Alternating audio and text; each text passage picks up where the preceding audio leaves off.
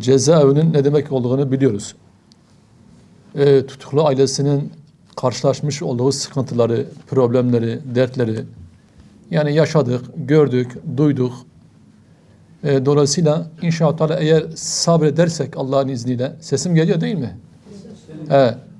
Eğer sabredersek, mükafatını Allah'tan beklersek inşallah Allahu Teala bize büyük bir ecir, büyük bir mükafat verecektir. Allahu Teala bunu vaat ediyor.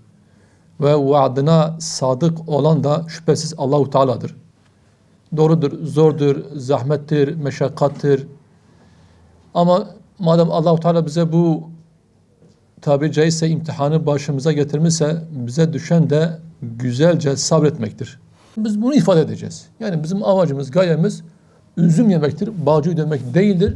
Sonuçta bu işte kimin bir emeği varsa, kimin bir katkı sunabiliyorsa, bu CHP olsun, MHP olsun, kim olsa olsun, sonuçta bu mağdur insanların ne olması lazım? Dışarı çıkartılması lazım. Bizim talebimiz budur. İyi dava için içerideler. Dolayısıyla bizim hani üstümüzün, başımızın, hareketimizin, davranışımızın hakikaten de onlara layık olması lazım. Yani bu noktada hani basın önünde, medya önünde, STK'lara giderken, ziyarete giderken elhamdülillah hani bu konuda hani tekrar söylemeye gerek yok. Yani biz bir davayı temsil ettiğimizin farkında olacağız. Bunun yanında elhamdülillah hani bizim edebiyat yapmaya, laf cambaz yapmaya gerek yoktur. Yani biz zaten mağduriyetimizi, mazlumiyetimizi doğal bir şekilde ifade edeceğiz. Bunun yanında kendimizi, mağduriyetimizi ifade ederken aynı zamanda sadece bir camia değil, yani bir hareket değil. Yani o dönemde bütün Müslümanlara zulüm gördü. Yani Hizbullah olsun, İbdace olsun, Vasat grubu olsun, Hizb-ı Tahrir olsun, ne bileyim İslami Hareket olsun. Yani sonuçta o dönem sistem, devlet kendine muhalif olan bütün camialara karşı öyle bir uygulama gitti. Dolayısıyla hani sadece bir grubu, bir camiayı değil, biz bütün Müslümanlara elhamdülillah mağduriyetini, mazlumiyetini ne yapacağız? Dile getireceğiz. Yani bir camiayı ya da bir harekete değil, bütün Müslümanları inşallah kapsayacağız. Giderdi. Şimdilerde işte genç kız olmuş, genç erkek olmuş, evlilik çağına gelmiş, kimisi evlenmiş, çocuk sahibi olmuş. İçeridekiler dede olmuşlar. Ama maalesef işte halen içerideler. 20-25 yıldır. Ama biz dışarıdakilere düşen bu mücadeleyi sürdürmek. Allah razı olsun. Allah hayırınızı kabul etsin. Allah razı olsun. Babam 2002 yıllarında yakalandı. Cezaevine girdi. Hani üstüne 30 tane cinayet atıldı. Hani bir gerçekten mağdurdur. Hani İslami faaliyetten dolayı yakalandı bir de. Hani biz mağduruyuz, adalet istiyoruz. Hani yeniden yargılanmasını istiyoruz. 2002 yılında camide Kur'an dersi verdiğimden dolayı camide defalarca yakalandık, emniyete götürüldük. Daha sonra ben Mersin'den İstanbul'a geldim inşaat işçisi olarak. Burada inşaatta çalıştığım bir sırada kimliğimi kaybettim. Kimliğimi çıkarmak için nüfus dairesine gittim ve orada aramamın olduğunu söylediler bana. Gözaltına aldılar beni. Gittim üzerime onlarca suç atılmış. İşte Hizbullah cemaatinden suç üzerime atmışlar. Evet, ben camide Kur'an dersi verdim. İslami çalışmaları yaptım. İslami hizmetlerim oldu, doğrudur. Müslüman olduğumuz için. Bunlar da gerekliydi zaten. 2002 yılından işte yaklaşık 2 sene ben cezaevinde kaldım. O arada abim Züheyr Timur da yakalandı. Birlikte bir iki gün Mersin E-Tipi kapalı cezaevine beraber kaldık. Daha sonra abimi işte Adana Kürtçüler cezaevine götürdükten sonra bir öğrendi ki abimin üzerinde de 20 taneden fazla cinayet atılmış. İşkence zoruyla işte hiç alakası olmadığı olaylarla işte sanki kendisi yapmış gibi delillendirilmiş bir şekilde.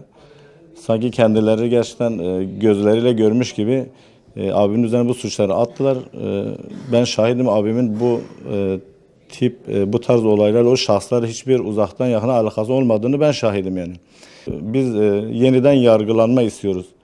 Biz af istemiyoruz, açıkça söyleyeyim. Çünkü biz bir suç işlemedik yani. Biz bir suç işlemediğimiz için biz af istemiyoruz. Biz yeniden yargılanma, biz adalet istiyoruz yani. Bununla ilgili yetkililerimize sesleniyoruz. Bu mağduriyetin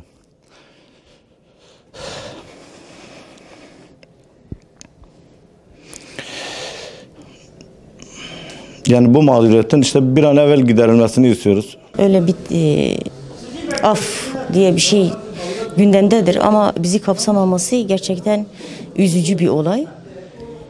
En azından hasta olan mahkumlar, çünkü benim eşim hasta bir tutsak, 18 yıldır cezaevindedir. Ve onun gibi birçok hasta var cezaevlerinde. Onun gibi, onun davasında olan birçok kişi çıktıktan sonra vefat etti ya da içeride vefat ettiler. Bunlar hepsi bilinen kişilerdir ve bu şekilde eşim ve onun gibi birçok hasta da aynen bu şekilde ölüme terk edilmiş bir şekilde beklemektedir. En azından biz de diyoruz ki yani madem bir hak dağıtılıyorsa, madem bir girişimde bulunuluyorsa şu hasta mahkumlar için bir şeyler yapılsın. Çünkü ben kendim bilhassa yaşıyorum, biliyorum.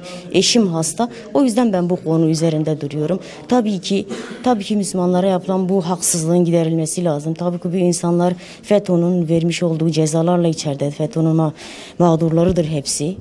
Biz diliyoruz, istiyoruz ki en azından bu insanlara da bir köşeden, bucaktan bir şey açsınlar. Onlara da bir şeyler yapsınlar. Onların hakları gerçekten yenilmiş bu zamana kadar. Hayatları bitti zindanlarda. 20-25 yıl, 18 yıl, 19 yıl bu şekilde zindanlardadırlar. Çocuklarımız gerçekten zindan kapılarında büyüdü.